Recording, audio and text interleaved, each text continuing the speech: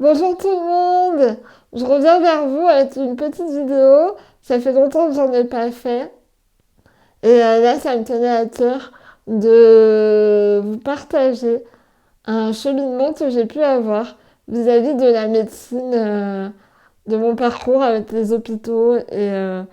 On appelle ça la médecine occidentale. Donc voilà. Et en même temps, de mon parcours vis-à-vis de tout ce qu'on peut appeler la spiritualité. Donc, comme vous le savez, j'ai une maladie génétique depuis la naissance. Donc, forcément, je suis passée à travers pas mal d'examens hospitaliers, de séjours dans les hôpitaux, etc. J'ai vécu une opération par rapport à mon dos, enfin, plein de choses. Je vais essayer de résumer quand même, sinon c'est très très long. Et à mes 24 ans, j'ai découvert le développement personnel, la spiritualité, enfin plein de choses un peu dans ce sens-là, de, de- dans ce cheminement. Et ça m'a ouvert des portes hyper belles, vraiment incroyables, magnifiques. Mais, parce qu'il y a un mais, au fur et à mesure, j'ai développé un autre personnage de... Parce qu'on a tous un héros avec plusieurs personnages. Et sans me rendre compte, j'étais tombée dans tout ce qui est développement personnel, spiritualité, etc.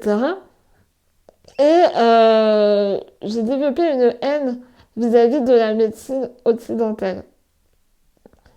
Donc je me disais, ah ben, voilà, en fait, on m'a toujours dit ça, et puis ça n'a jamais fonctionné.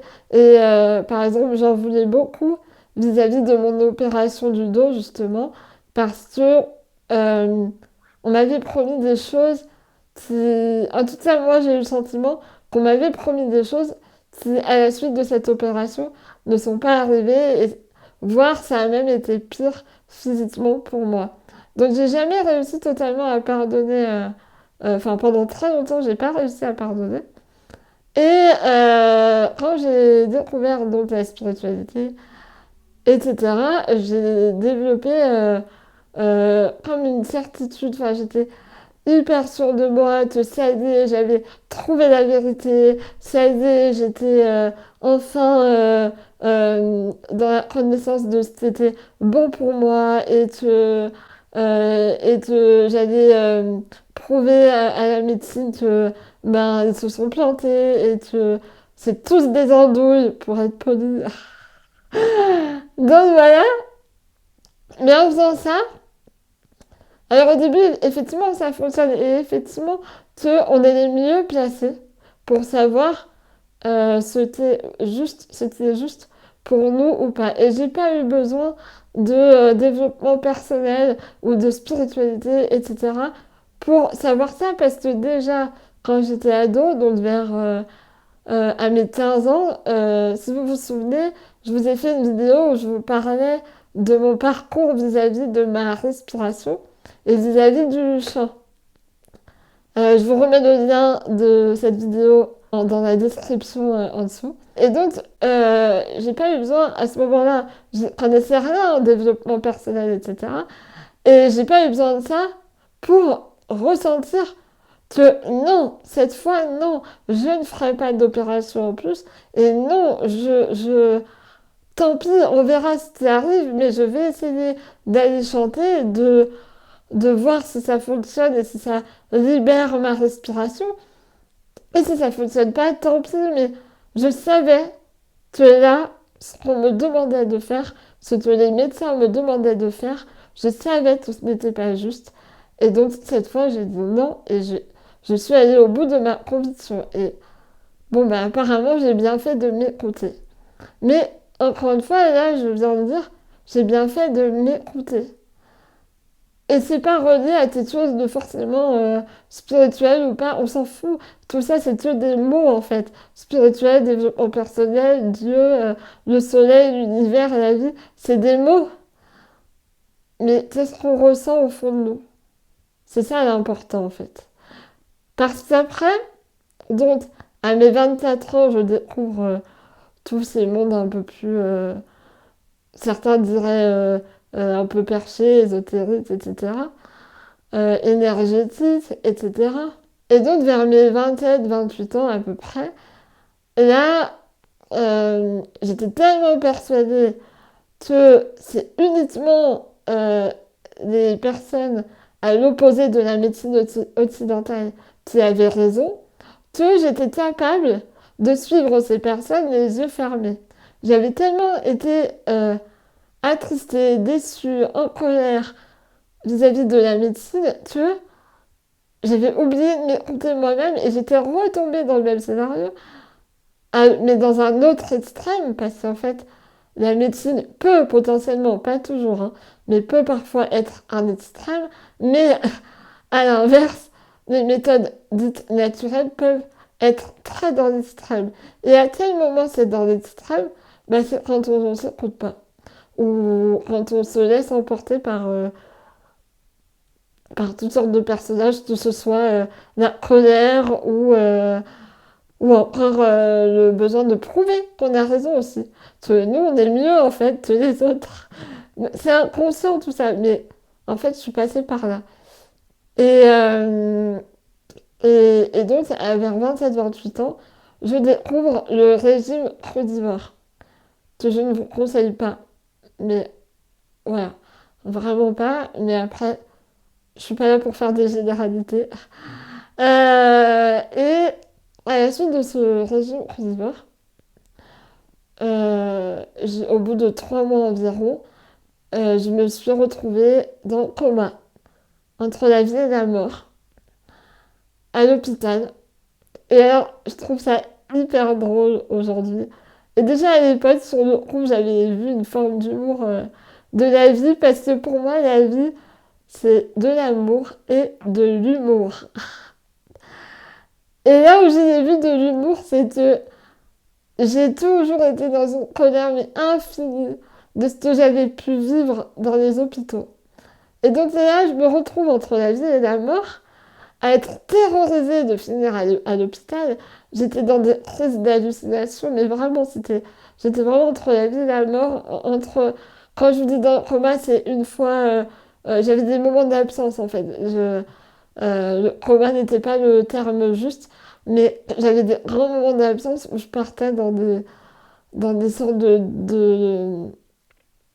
enfin, on m'a raconté des choses dont je me souviens pas. Et il y a des choses dont je me souviens. Donc, c'est des peu de moments de conscience où j'étais là. J'étais pratiquement à zéro de potassium. Et en fait, les médecins m'ont expliqué après que j'étais entre la vie et la mort, parce que ils savaient pas, eux-mêmes ne savaient pas si mon cœur allait tenir le coup ou pas. J'étais sous perfusion, donc ils étaient en train de me redonner du potassium, du glucose, tout ça. Mais ils ne savaient pas si ça allait avoir le temps de s'intégrer dans le corps avant que mon cœur ne lâche. Et ce qui est fou, c'est que tout le monde, les infirmières, tout le monde a été vraiment sans jugement. Euh, Personne m'a dit, mais vous faites plus ça, hein, c'est n'importe quoi. Non, mais encore votre truc, ça c'est encore des trucs spirituels qui sont complètement cons, qui n'existent pas. Personne, personne ne m'a jugé. Ils ont été dans une bienveillance et dans un amour, mais infini. Moi, je culpabilisais déjà bien assez toute seule. D'une, je culpabilisais, ensuite j'étais perdue, je me disais, mais du coup, la vérité, elle est où? Elle est comment? Du coup, si ça, c'est toujours pas la vérité, mais alors, du coup, tout ce en quoi je crois, euh, l'univers, les anges, etc. Là, je vous dis ça, mais chacun croit ce qu'il veut, ou voilà, il n'y a pas de. euh, c'est le but de cette vidéo. Je veux vraiment vous dire qu'il n'y a pas de vérité à part celle qu'on ressent vraiment quand on est honnête avec soi-même. Et donc là, j'étais perdue, c'était horrible. Je me disais, mais du coup, je suis seule au monde parce que personne Personne ne me correspond, la médecine ne m'a jamais entendu, le régime que j'ai fait avec des personnes que je pensais de confiance, mais en fait j'ai failli en mourir. Et bref, et là je rencontre un séjour à l'hôpital où tout le monde est d'une bienveillance infinie. Ça m'a beaucoup aidé. Et au fil du temps, après tout ça, je me suis rendu compte qu'en fait, eh bien, il y avait de l'amour, on pouvait voir et recevoir de l'amour partout, mais ça dépend où on en est dans notre cheminement aussi, dans notre cheminement intérieur. Et c'est pas forcément un travail à faire, c'est pas forcément du développement personnel à faire. Comme je le disais tout à l'heure, j'ai même pas eu besoin de connaître le développement personnel pour parfois savoir où je voulais aller, ressentir où je voulais aller. Et, euh, et en fait, la vérité, elle est nulle part, comme elle est partout, mais surtout en soi. Et j'aime bien dire, la vérité, c'est un peu comme les couleurs de l'arc-en-ciel.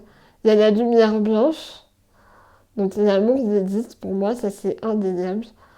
Il y a la lumière blanche, et cette lumière, elle se diffracte en rouge, jaune, bleu, vert, comme un arc-en-ciel. Et il y a aucune couleur qui est fausse. Toutes les couleurs, elles existent. Mais elles proviennent de la même lumière blanche. Et c'est ce qu'on a à l'intérieur de nous, je pense. C'est cette vérité qu'on ressent.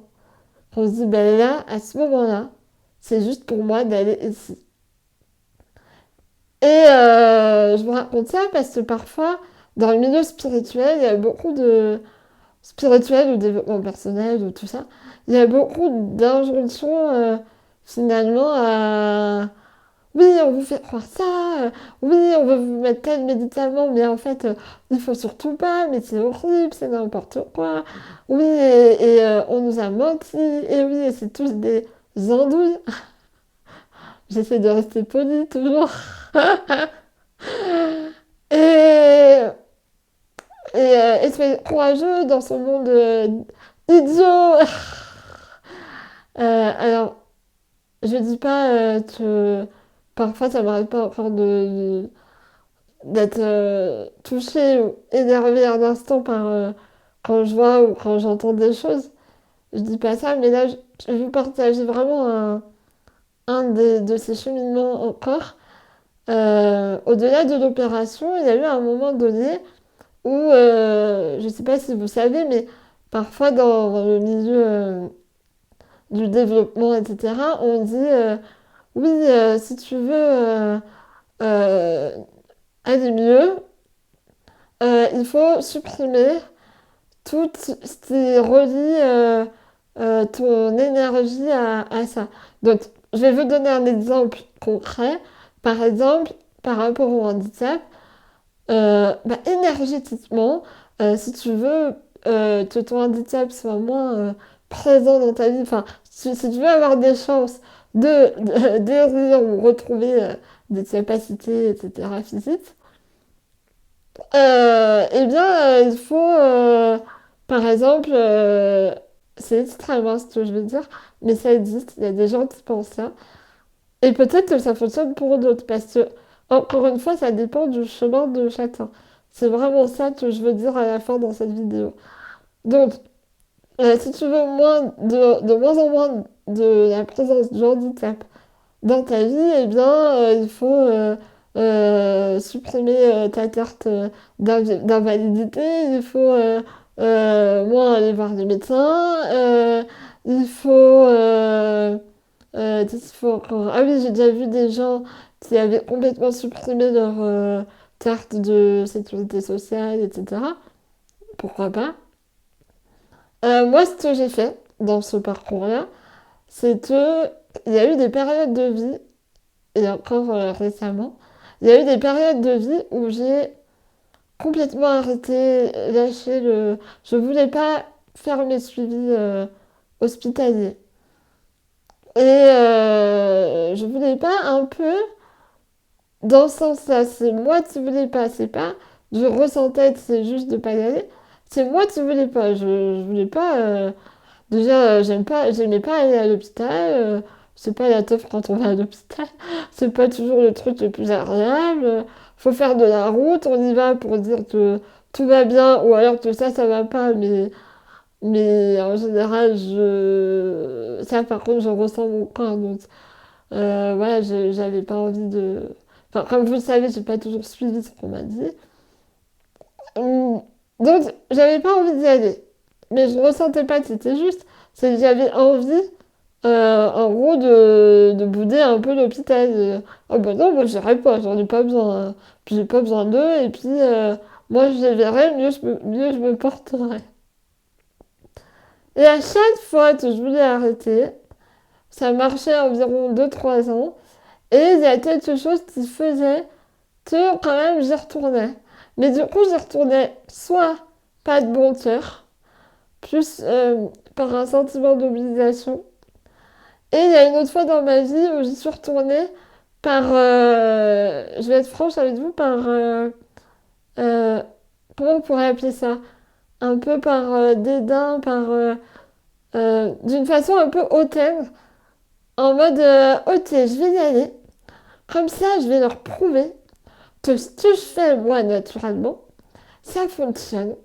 Et du coup, eh ben, ils pourront plus la ramener. Et de eux, je vais leur prouver, et de eux, ça va permettre de faire évoluer la médecine. Enfin, le truc, mais hyper prétentieux. Donc voilà, même si ça fait toujours plaisir si on peut aider à faire évoluer des choses ou à faire évoluer des consciences, etc. Mais ça dépend d'où ça part. Là, je partais d'un truc où encore c'est moi qui avais raison et je vais leur prouver. Et alors qu'en fait, aujourd'hui, tant mieux si ça aide, tant mieux si on s'entraide les uns les autres, tant mieux si moi j'apprends des choses, si les autres apprennent des choses à mon contact aussi. Mais je cherche pas en fait. J'ai plus envie de prouver, enfin surtout pas même. J'ai pas envie d'avoir ce rôle. Donc voilà, bref. Donc j'y allais soit par un sentiment d'obligation, soit en me disant ah finalement je vais y aller et je vais leur prouver que mon truc là que je fais naturellement ça fonctionne. Quand je dis mon truc que je fais naturellement c'est plein, j'ai eu plein d'étapes hein, comme je vous disais, tout n'a pas fonctionné, des fois oui, des fois non, ça dépendait de là où j'en étais, de pourquoi je le faisais. Donc ça je vais pas vous expliquer, je vous passe les détails. Euh, Toujours est-il que parfois, j'avais envie de prouver des choses. Et puis j'ai re-arrêté là depuis... j'avais arrêté depuis, je dirais bien 2 ans d'être suivie. Et j'ai voulu... je dois changer depuis 2 ans. Je dois changer mon fauteuil électrique. Alors pour changer un fauteuil électrique, à partir du moment où on commence les démarches, ça met 1 an et demi. Quand on commence les démarches. Et ça fait 1 an et demi, enfin 2 ans, 2 ans, 1 an et demi, 2 ans, que, que j'ai démarré les démarches, mais qu'à chaque fois, les démarches n'avancent pas et repartent à zéro. Parce que pour que les démarches fonctionnent, il faut un revendeur fauteuil, il faut ci, il faut ça, enfin bref.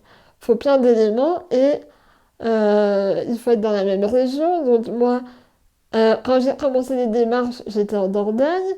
Ensuite, je suis partie parce que c'était nécessaire. Il y avait cet élan à partir. Pareil, je vous passe les détails. Donc, il a fallu refaire les démarches, reprendre à zéro. Ensuite, il s'est passé plein de choses, mais vraiment mais incroyables. Enfin, des choses très difficiles et qui ont fait qu'à chaque fois, j'ai dû reprendre les démarches à zéro. Mais vraiment, mais il y a un truc. Et au fond de moi, je ressentais tout le temps que les démarches ne se mettraient pas en route parce que je refusais de refaire un suivi hospitalier. J'essayais de faire par d'autres, par des médecins indépendants, ouais, mais je voulais pas re-rentrer dans le cursus hospitalier avec tout le suivi médecin rééducateur, pneumologie, etc. Je voulais pas. Mais c'est moi, c'est mon petit héros qui voulait pas. Et au fond de moi, je ressentais les démarches n'aboutiront pas, n'arriveront jamais à commencer si tu ne reprends pas le parcours hospitalier et le parcours. Voilà, quand on a mon handicap, on a tout un parcours avec plusieurs suivis. C'est pas tout hospitalier, il y a plusieurs aides, plusieurs suivis, etc. Bref. Et, et donc, à force, tout ça ne fonctionne pas au bout de 1 an et demi, 2 ans. Il y a un moment donné où j'ai écouté cette petite voix et j'ai dit, bon, allez, je reprends le parcours. Sauf que là, j'ai pas repris le parcours parce que je voulais prouver quelque chose. J'ai pas repris le parcours parce que j'avais un sentiment d'obligation vis-à-vis de ce que je pouvais vivre dans ma vie. J'ai repris le parcours parce que bah, je comprenais pas pourquoi, mais je sentais bien que fallait aller là.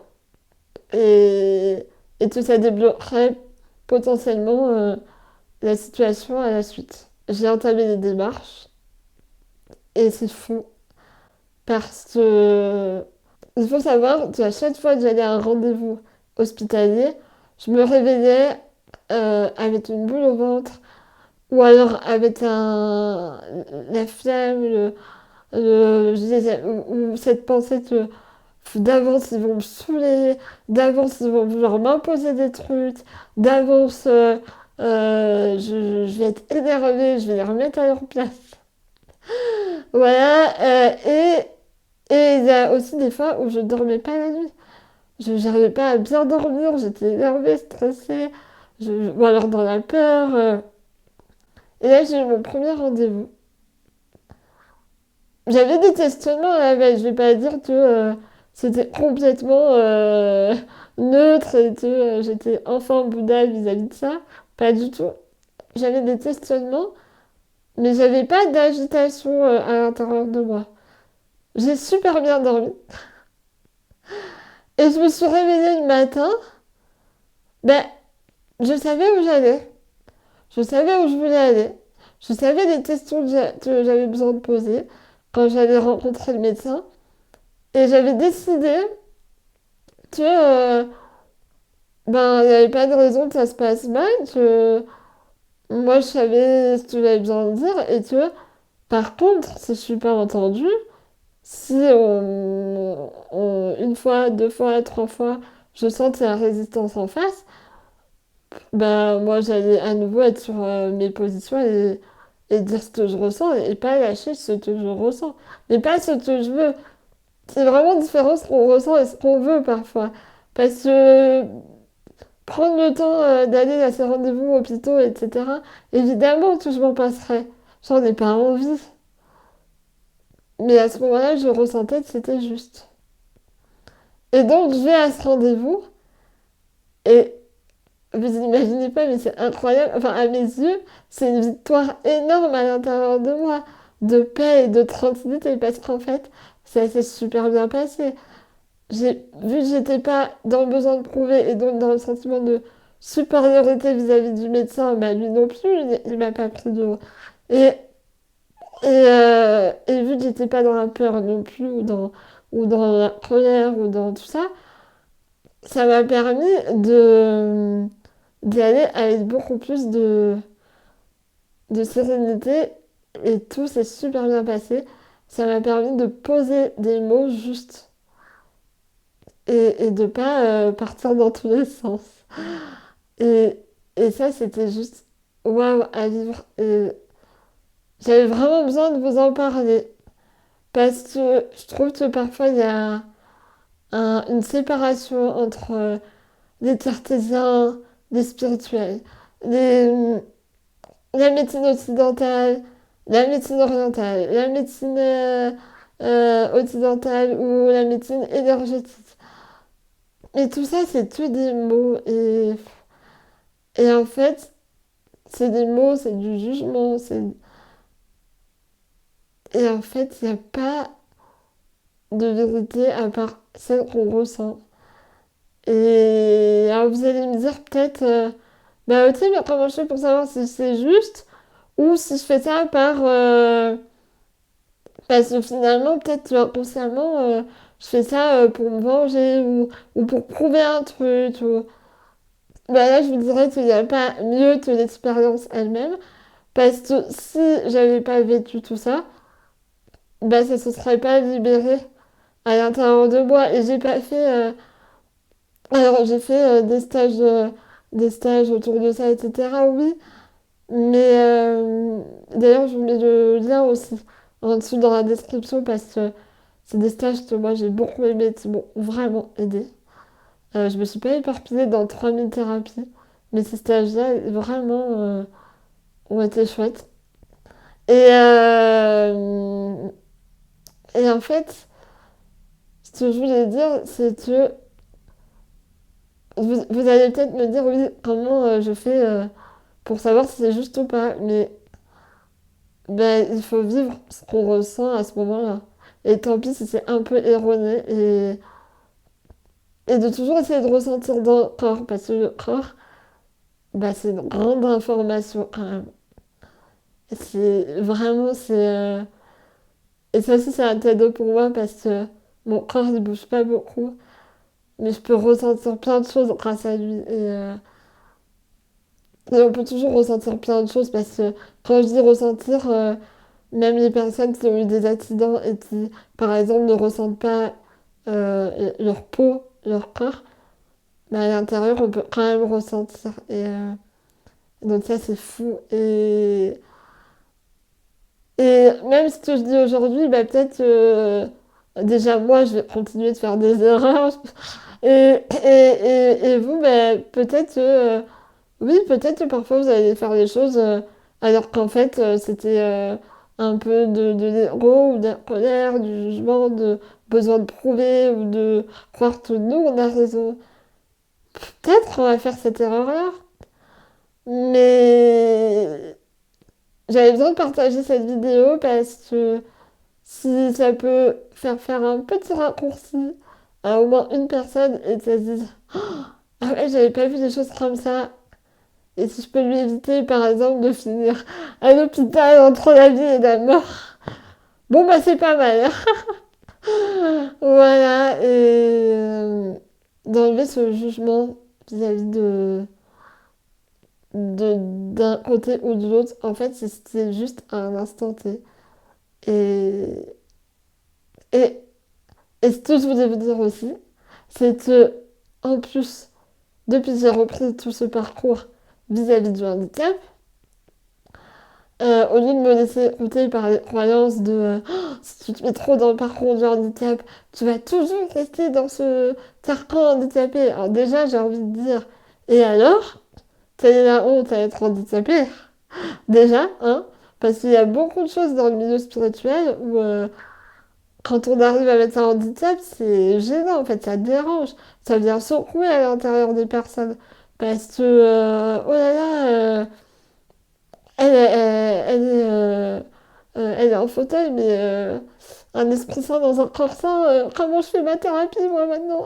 Ah. Et donc, j'ai suivi plutôt ce ressenti de, ben non, là, c'est juste de reprendre le parcours. Et, et point. Je me suis pas raconté d'histoire de... J'ai pas eu d'angoisse de... Ah, là, mais je reprends le parcours, mais du coup, je me remets dans un truc d'handicapé. Pareil, ça veut rien dire tout ça. Et je me remets dans le parcours. Et bien, en me remettant dans ce parcours, j'ai rencontré des personnes, je ne nommerai pas le nom, mais il y a des personnes dans ce parcours qui sont ouvertes à la spiritualité, à l'ayurvédite, à... Je dis ayurvédite parce que c'est une des choses qui m'appellent en ce moment aussi, enfin, qui sont ouvertes à tout ça.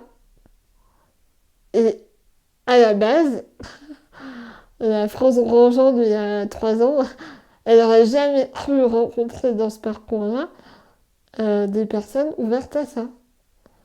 Mais en fait, c'est là où, encore une fois, tout est juste.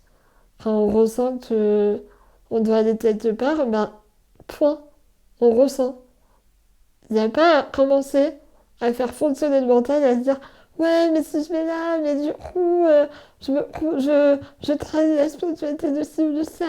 Ouais, mais non, non, non. Et puis, je vais même vous dire, il n'y a pas besoin de pratiquer ou des trucs exceptionnels pour apprendre des choses. Moi, demain, je vais chercher du pain chez le boulanger.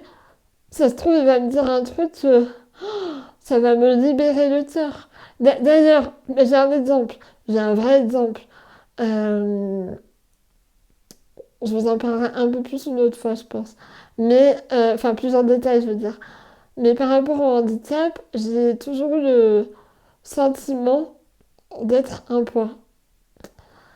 Par rapport au fait que les personnes doivent parfois m'aider physiquement, etc. Et un jour, j'étais à un stage justement, et dans ce stage, il y avait une cuisinière qui, elle, n'était pas du tout perchée ou dans le spirituel, ou juste elle était cuisinière, mais elle était adorable, elle était trop fun, elle était trop drôle. Enfin bref, je l'adore. Et un matin, je me sens pas bien. Je me sens pas bien. J'étais à un stage qui faisait travailler, remuer pas mal de choses à l'intérieur de moi. Et, et je me lève et je passe devant la cuisine. Et tout de suite, elle dit, ah, salut! Ah, je t'ai entendu rire l'autre fois, mais ton rire, mais. Mais et elle me dit quelque chose, j'ai plus la phrase exacte, mais elle me dit, on a tellement besoin de ça, de personnes comme toi, tu fais du bien. Et moi, 2 secondes avant, j'ai l'impression, j'étais en train de faire remonter à la surface cette blessure de je suis un point. Bref, et je laisse vivre le truc. Et là, elle me dit ça, et ça a libéré plein de choses. Et je suis sûre qu'on m'a déjà dit ça avant, mais on m'a dit ça dans une discussion, dans un moment où c'était mental, genre ah, je me sens comme ça, mais non, mais t'as pas besoin de te sentir comme ça, parce que tu sais, tu aides des gens, tu fais du bien, genre, oui, mais parce que tu sais, euh, mais non, regarde, et puis c'est comme chez les valides, c'est pareil, il y en a, ils sont des poids ou pas des poids, ça reste des discussions, mais ça descend pas dans le cœur. Et il y a un jour, ou quelqu'un que vous avez croisé, on sait pas où, et pas forcément dans les milieux les plus spirituels, il y a un moment donné où, pouf, et ben ça s'ouvre.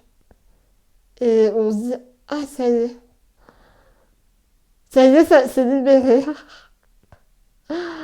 Donc voilà, et ben pour finir cette vidéo, j'ai envie de vous dire que moi, ce que j'essaie de faire maintenant en ce moment, c'est que ben déjà, je fais pas quelque chose en particulier, je vais là où je me dis, tiens, aujourd'hui j'ai envie de faire ça, tiens, là je ressens ça. Et euh, d'enlever cette séparation, spirituelle ou pas, où on s'en fiche. On va là où on ressent que c'est juste. Et, et quand on ressent, quand on voit remonter à la surface de ah, il y a une colère, ah, il y a de la tristesse, ah, là, ouh, là j'ai envie je sens que je pars sur mon truc de vouloir avoir raison, de prendre un peu l'ascendant sur l'autre, et ben, ou alors ce truc de ah, je suis encore. Par exemple, j'ai reconnu pendant longtemps, ah là j'ai encore la haine pour l'opération du dos, ouais. Ouais, j'ai encore la haine. Mais j'ai le souhait, j'ai le souhait qu'un jour cette haine, elle se dissipe et elle s'en aille. Et je suis pas allée faire 3000 thérapies, je suis pas allée mettre du mental dessus, je suis pas allée euh, résoudre un problème, résoudre absolument ce truc de regret par rapport à l'opération. Non, je suis pas allée chercher ça. Et parce que je ressentais pas que c'était juste. Et par contre, j'avais pas envie de rester avec cette colère, mais pour le moment, elle était là et je savais qu'elle partirait un jour. Et, euh, et pareil, je sais à tel moment, mais ça s'est libéré et ça s'est libéré à un moment de ma vie où je m'y attendais pas et où ça s'est proposé à ce moment-là. Et pour le moment, je peux pas dire que c'est des choses que je regrette. Mais peut-être que dans 6 mois, je vais vous dire, ouais, je me rends compte qu'en fait, il y avait encore ça vis-à-vis d'autre chose. Et c'est ok. Tout ça pour vous dire que quand vous voyez quelque chose remonter à la surface, une blessure, une colère, peu importe, eh ben, c'est pas mal. Il n'y a pas besoin de tout se dire, oh là là, ah ok, j'ai de la colère. Du coup, je vais aller travailler là-dessus, parce qu'il faut pas que j'ai la colère, faut pas ceci. Et bien, en fait, déjà prendre le temps de dire, ok, elle est là et j'ai le souhait, c'est un jour. Et c'est même pas j'ai le souhait, c'est je sais, c'est un jour. Ça, ça s'en ira. Ou pas, ou juste ça diminuera. Et c'est ok. C'est le cheminement. Et à partir de là, là, on peut ressentir et se dire ah tiens, je vais aller là aujourd'hui. Ah tiens, je vais faire telle thérapie parce que ça m'appelle. Mais, euh, mais on verra ce que ça donne. Et puis, je fais pas pour résoudre un truc. Je vais faire ça parce que, parce que là, ça m'appelle. Bon. Voilà, donc merci à tous les médecins, merci à tous les médecins, mais toutes les personnes, qu'elles soient dans la spiritualité ou pas, ou, enfin, nommez ça comme vous voulez. Merci à tout le monde et je vous embrasse très très très fort. À bientôt!